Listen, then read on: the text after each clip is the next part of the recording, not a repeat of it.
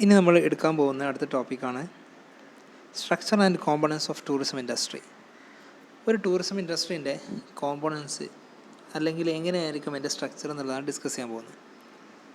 അതിൽ കോമ്പണൻസ് പറഞ്ഞിട്ടുണ്ടെങ്കിൽ ഒരു കാര്യം കംപ്ലീറ്റ് ആവണമെന്നുണ്ടെങ്കിൽ ഈ ഫാക്ടേഴ്സൊക്കെ ഉണ്ടെങ്കിൽ മാത്രമേ ഏതൊരു ഇൻഡസ്ട്രിയും കംപ്ലീറ്റ് ആവുള്ളൂ. അതിൽ ഒന്നാമത്തെ കോമ്പണൻ്റാണ് അട്രാക്ഷൻ. നമുക്കറിയാം, attraction is one of the major element of tourism industry.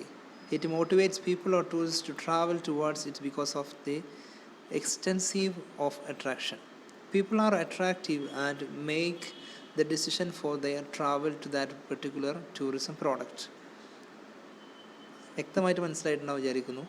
Tourism എന്ന് പറഞ്ഞിട്ടുണ്ടെങ്കിൽ ഒരു ടൂറിസ്റ്റിനെ അല്ലെങ്കിൽ ഒരു ട്രാവൽ ചെയ്യാൻ ഉദ്ദേശിക്കുന്ന വ്യക്തിയെ അട്രാക്റ്റ് ചെയ്യുന്ന, മോട്ടിവേറ്റ് ചെയ്യുന്ന, ആ പ്ലേസിലേക്ക് എത്തിപ്പെടാൻ വേണ്ടി മോട്ടിവേറ്റ് ചെയ്യുന്നോ അല്ലെങ്കിൽ അയാൾ അട്രാക്റ്റ് ചെയ്യണ എന്തെങ്കിലും ഒരു ഫാക്ടർ ആ ടൂറിസം ഡെസ്റ്റിനേഷനിൽ ഉണ്ടായിരിക്കണം.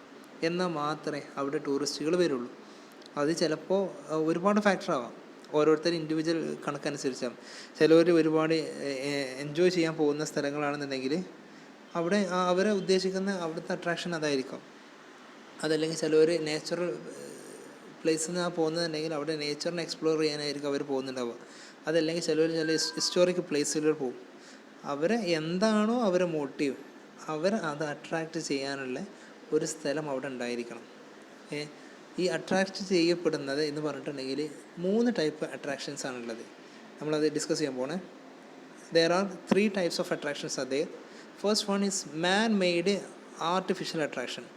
These are the sites modified or developed by the people due to human civilization, such as religious sites, historical sites, archaeological sites, momentum, cultural practices, museum, parks, sports, trade, exhibition, iconography, etc. സിമ്പിളായിട്ട് പറയുകയാണെന്നുണ്ടെങ്കിൽ മനുഷ്യനിർമ്മിതമായിട്ടുള്ള, മനുഷ്യൻ modify ചെയ്തിട്ട് ഉണ്ടാക്കിയിട്ടുള്ള attractions ആണ് എന്ത് മാൻ made artificial attraction.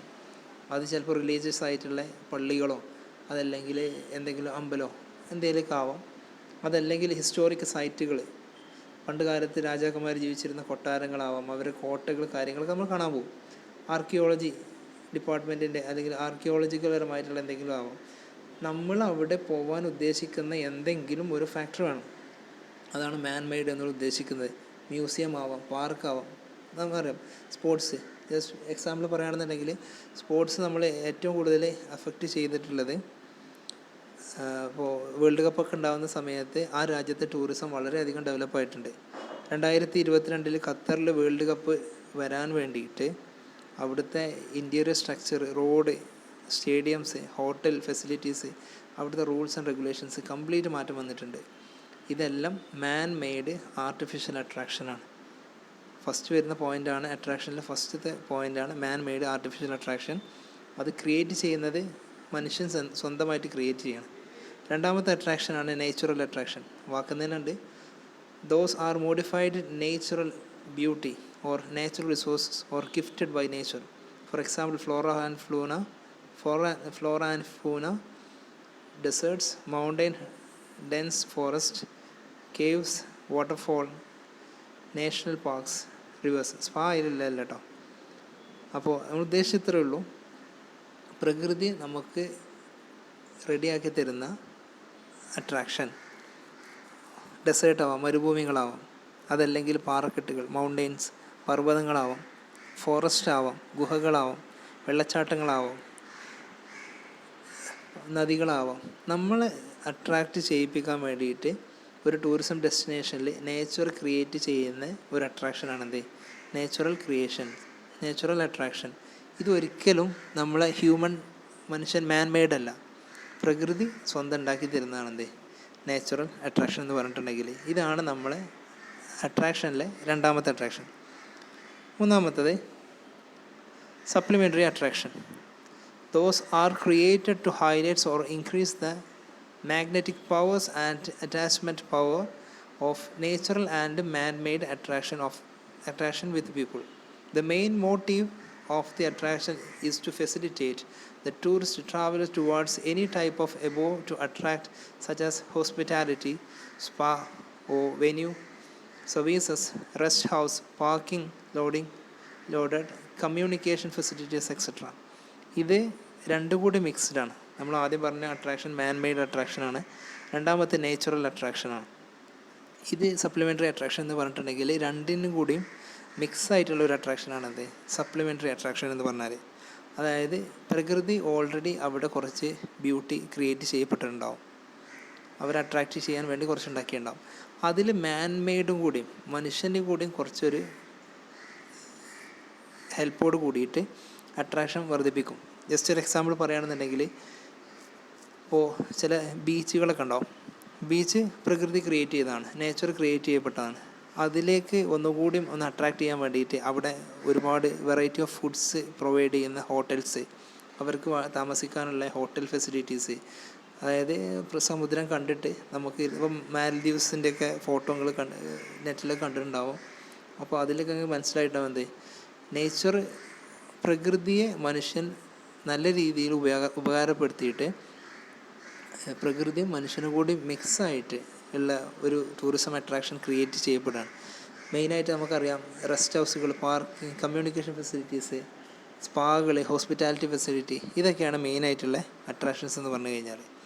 ഫസ്റ്റത്തെ factor element എന്ന് പറഞ്ഞാൽ അട്രാക്ഷനാണ്. രണ്ടാമത്തെ എലമെൻ്റ് എന്ന് പറഞ്ഞിട്ടുണ്ടെങ്കിൽ accessibility, transport facility. Accessibility, A destination is much respective defined by its ability to provide appropriate visitors access. Transport is acknowledged is one of the most significant factor to have controlled in the international development of tourism. ഏതൊരു ടൂറിസത്തിനെയും ഏറ്റവും കൂടുതൽ affect ചെയ്യപ്പെടുന്ന ഒരു ഫാക്ടറാണ് transport facility, അതല്ലെങ്കിൽ അതിൻ്റെ accessibility, അവിടെ എത്തിപ്പെടാനുള്ള ഒരു ഫെസിലിറ്റി. ഒരു ടൂറിസം ഡെസ്റ്റിനേഷൻ ഉണ്ട്, നമുക്ക് അവിടെ ഒരിക്കലും എത്തിപ്പെടാൻ പറ്റില്ലെങ്കിൽ അവിടെ ആ ടൂറിസം ഒരിക്കലും ഡെവലപ്പ് ആവില്ല.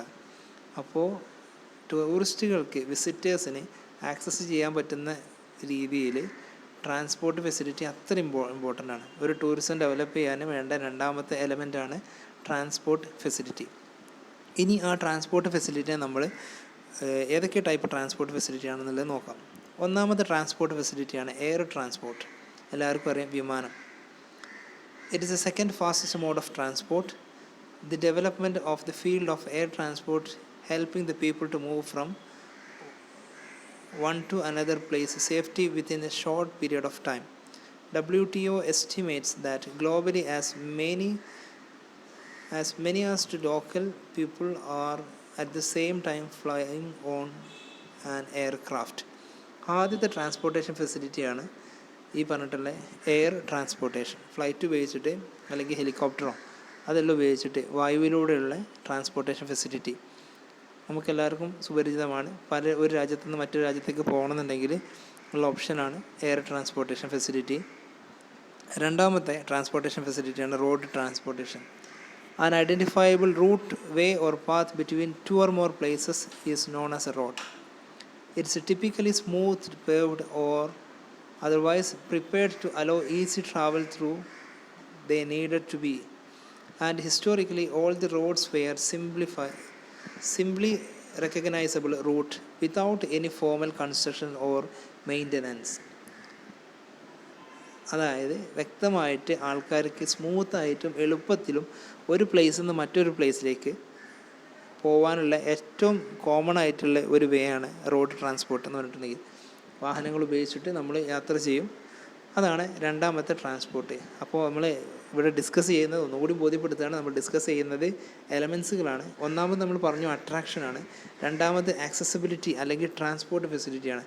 ആ ട്രാൻസ്പോർട്ടിന് നമ്മൾ ഡിസ്കസ് ചെയ്തത് ആദ്യം പറഞ്ഞു എയർ ട്രാൻസ്പോർട്ട്, രണ്ടാമത് നമ്മൾ പറയുന്നു റോഡ് ട്രാൻസ്പോർട്ട്, മൂന്നാമത് റെയിൽ ട്രാൻസ്പോർട്ട്. എല്ലാവർക്കും അറിയാം ട്രെയിൻ ഉപയോഗിച്ചിട്ടുള്ള ട്രാൻസ്പോർട്ട് ഫെസിലിറ്റിയാണത് rail transport.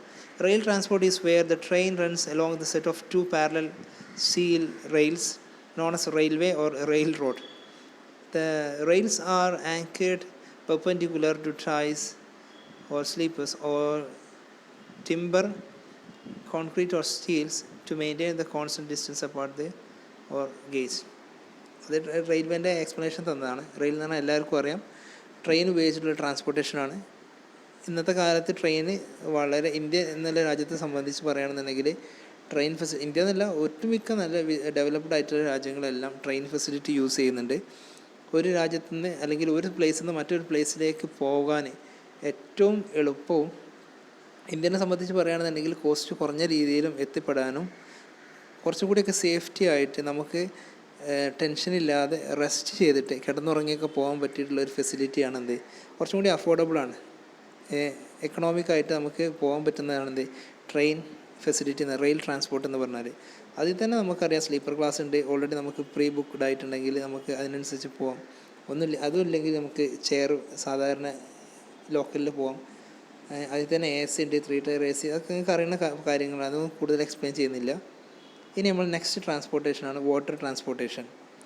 The international movement of water over a large distance is known as water transportation. Water transportation is also very common along rivers and oceans. സമുദ്രങ്ങളുടെയും നദികളുടെയും മുകളിലൂടെ കപ്പലിലൂടെയുള്ള യാത്രയാണ് എന്ത് water transportation ഉദ്ദേശിക്കുന്നത്. Long ഡിസ്റ്റൻസുകൾ travel ചെയ്യാനാണ് മിക്കവാറും water transportation നമ്മൾ use ചെയ്യുക. ഇതൊരു ടൂറിസത്തെ സംബന്ധിച്ച് വളരെ ഇമ്പോർട്ടൻ്റ് ആയിട്ടുള്ളൊരു എലിമെൻ്റാണ്. ട്രാൻസ്പോർട്ടേഷനിൽ വളരെ ഇമ്പോർട്ടൻ്റ് ആണ് വാട്ടർ ട്രാൻസ്പോർട്ടേഷൻ.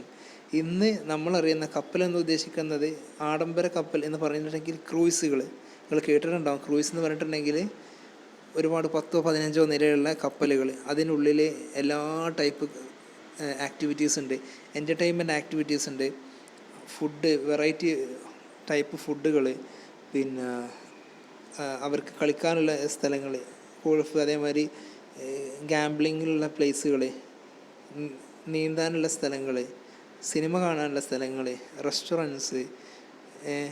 അപ്പോൾ ഇതെല്ലാം, അതായത് ആഡംബരപരമായിട്ട് എല്ലാ കാര്യങ്ങളും അടങ്ങിയിട്ടുള്ള ക്രൂയിസുകളൊക്കെ ഇന്ന് അവൈലബിൾ ആണ്. അപ്പോൾ ടൂറിസ്റ്റിന് ഒരു ട്രാൻസ്പോർട്ടേഷൻ ഫെസിലിറ്റിയാണ് വാട്ടർ ട്രാൻസ്പോർട്ടേഷൻ. നെക്സ്റ്റ് ഇതാണ് നമ്മൾ പറഞ്ഞ 2 ഫാക്ടറുകൾ. ഒന്നാമത് നമ്മൾ പറഞ്ഞത് എന്താണെന്നുണ്ടെങ്കിൽ, ആദ്യത്തെ പോയിൻറ്റ്സ് നമ്മളെന്താ പറഞ്ഞത്, രണ്ടാമത്തെ പോയിൻറ്റ്സാണ് നമ്മൾ പറഞ്ഞത് ആക്സസിബിലിറ്റി. ഫസ്റ്റത്തെ പറഞ്ഞത് അട്രാക്ഷന് ആക്സസിബിലിറ്റി. ഇനി നമ്മൾ മൂന്നാമത് നമ്മൾ പറയാൻ പോകുന്നത് അക്കോമഡേഷൻ. നമ്മൾ ഒരു സ്ഥലത്ത് നിന്ന് മറ്റൊരു സ്ഥലത്തേക്ക് യാത്ര ചെയ്ത് പോയി കഴിഞ്ഞാൽ നമുക്ക് സ്വാഭാവികമായിട്ടും രാത്രി സമയങ്ങളിൽ നമുക്ക് സ്പെൻഡ് ചെയ്യാൻ, നമുക്ക് കിടന്നുറങ്ങാൻ, നമുക്ക് റെസ്റ്റ് എടുക്കാൻ പ്ലേസ് വേണം. അതിന് പറഞ്ഞ പേരാണത് accommodation. It is a major concern of every traveller whether looking for to pins attend or luxurious suites room in deluxe resorts. When a tourist leave his home for any particular destination, he would need some kinds of safe shelter to spend night or to take into destination, which means without having a shelter or on the way of destination, any tourist would not start his journey towards such a destination. It means that once there is an availability of attraction and access to any area, we should develop accommodation facility as well as to promote that area as a tourist destination. ആ പറഞ്ഞ point ശരിക്കും ശ്രദ്ധിക്കണം.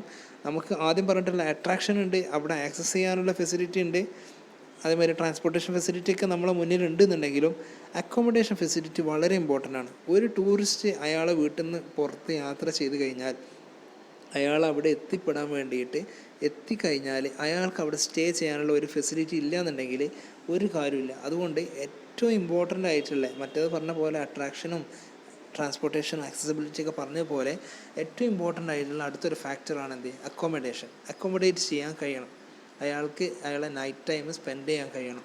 എന്നാൽ മാത്രമേ ഏതൊരു ടൂറിസ്റ്റും നല്ല രീതിയിൽ ആ ടൂറിസം ഡെസ്റ്റിനേഷനെ ഉപയോഗപ്പെടുത്തുള്ളൂ. മെയിനായിട്ട് നമ്മുടെ നാട്ടിൽ നിന്ന് കാണപ്പെടുന്ന ഒരുപാട് ടൈപ്പ് ഓഫ് അക്കോമഡേഷൻ ഫെസിലിറ്റിയാണ്. Hotels, hostels, lodges, vacation renters, resorts, motels, inns, floatels, car campaigns, caravans, home stays, hospitality, പിന്നെ ടെൻസുകൾ. ഇതെല്ലാം നമ്മുടെ ടൂറിസത്തിൻ്റെ അക്കോമഡേഷൻ വളരെ ഇമ്പോർട്ടൻ്റ് ആണ്. നാലാമത് നമ്മൾ പറയാൻ പോകുന്ന ഒരു എലമെൻ്റാണ് അമ്യൂണിറ്റീസ്. അമ്യൂണിറ്റീസ് എന്ന് പറഞ്ഞിട്ടുണ്ടെങ്കിൽ ആദ്യം വായിച്ചു നോക്കാം. Amenities are the services required to meet the needs of a tourism while they are away from their home. This service is generally used to give the added value of destination. They are also defined as supplementary services or activities which supports travelers to consume main tourism products. These amenities include restaurants and food, bar facilities, communication facilities, emergency services, casino, retail shops, store, hospitality services, local transportation, guide service etcetera. ഒരു tourism ഡെസ്റ്റിനേഷനിൽ അവിടെ ആദ്യം അയാൾ attract ചെയ്തു, first element. രണ്ടാമത് അയാൾക്ക് അവിടെ accessibility കൊടുത്തു. മൂന്നാമത് അയാൾക്ക് അവിടെ അക്കോമഡേഷനും പ്രൊവൈഡ് ചെയ്തു. നാലാമത് അയാൾക്ക് അവിടെ പ്രൊവൈഡ് ചെയ്യേണ്ട എക്സ്ട്രാ സർവീസസ് ആണ്, ആഡ് ഓൺ സർവീസസ് എന്ന് പറയാം. നമ്മളെ ടൂറിസം ഡെസ്റ്റിനേഷനിൽ അയാൾക്ക് എൻജോയ് ചെയ്യേണ്ട ആഡ് ഓൺ സർവീസസ്. പല സ്ഥലങ്ങളും പല ടൂറിസ്റ്റ് ഡെസ്റ്റിനേഷൻ നമുക്കറിയാം, റെസ്റ്റോറൻറ്റ് ഫുഡ്സ്, നല്ല രീതിയിൽ ഫുഡും കാര്യങ്ങളും അവർക്ക് അറേഞ്ച് ചെയ്ത് കൊടുക്കും. അത് കഴിക്കാൻ വേണ്ടിയിട്ട്, അത് എൻജോയ് ചെയ്യാൻ വേണ്ടിയിട്ടും ടൂറിസ്റ്റുകൾ വരുന്നുണ്ട്. അതുപോലെ ബാർ ഫെസിലിറ്റി, പിന്നെ കമ്മ്യൂണിക്കേഷൻ ഫെസിലിറ്റി, അതുപോലെ എമർജൻസി സർവീസ്, എന്തെങ്കിലും സംഭവിച്ചു കഴിഞ്ഞാൽ പെട്ടെന്ന് എന്തെങ്കിലും മെഡിക്കൽ ഫെസിലിറ്റി കാര്യങ്ങളെല്ലാം. കാസിനോസ്, അവർക്ക് ചൂതാട്ടം ചെയ്യാൻ വേണ്ടിയിട്ട്.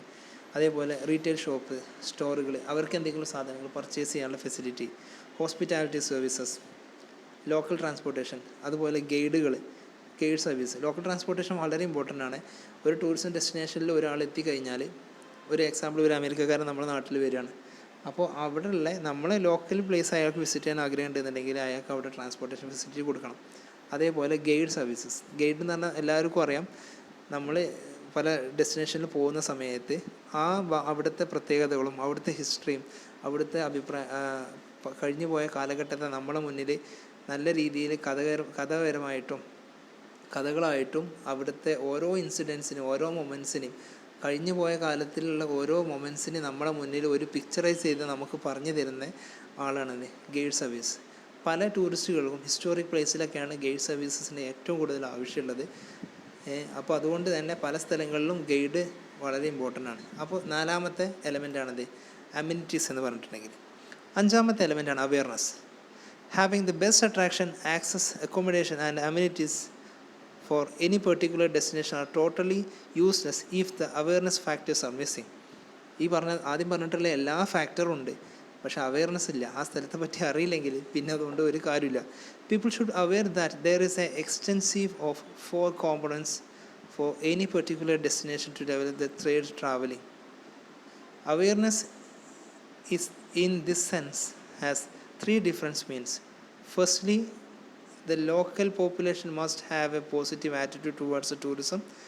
If the people communicate see the tourism as a terrorist, then this will be a negative impact, which is information should be in access of travel. Awareness ഉണ്ടാവേണ്ടത് ടൂറിസ്റ്റുകൾക്ക് അവെയർനെസ് വേണം, അതുപോലെ അവിടുത്തെ local പീപ്പിൾസിനും awareness വേണം. നമ്മൾ ഒരു ടൂറിസം ഡെസ്റ്റിനേഷന് ഉണ്ടായിക്കഴിഞ്ഞാൽ awareness പറഞ്ഞിട്ടുണ്ടെങ്കിൽ അതിനെ പറ്റിയുള്ള ഒരു വിവരം, ഒരു ബോധം ഉണ്ടാവുക എന്ന് പറയും. അതായത് നല്ല രീതിയിൽ അവിടെ പോയി കഴിഞ്ഞാൽ എന്തൊക്കെയാണ് അവിടുത്തെ ഫെസിലിറ്റി കാര്യങ്ങൾ, അതല്ലെങ്കിൽ പബ്ലിക്കിന് മുമ്പിൽ അവിടുത്തെ ഫെസിലിറ്റിനെ നമ്മൾ ഡിസ്കസ് ചെയ്യണം, അതിനെ കാണണം, എന്നാൽ മാത്രമേ അതിനെ പറ്റിയുള്ള ഒരു അവെയർനെസ് ഉണ്ടാവുള്ളൂ. അവെയർനെസ് ഇല്ലെങ്കിൽ നേരത്തെ പറഞ്ഞിട്ടുള്ള 4 കാര്യങ്ങൾ ഉണ്ടായിട്ട് ഒരു കാര്യമില്ല.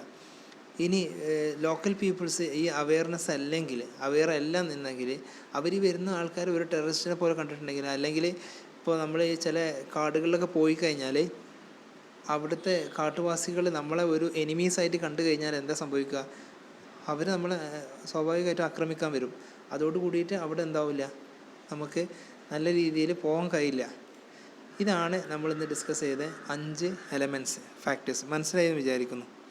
Okay, thank you very much.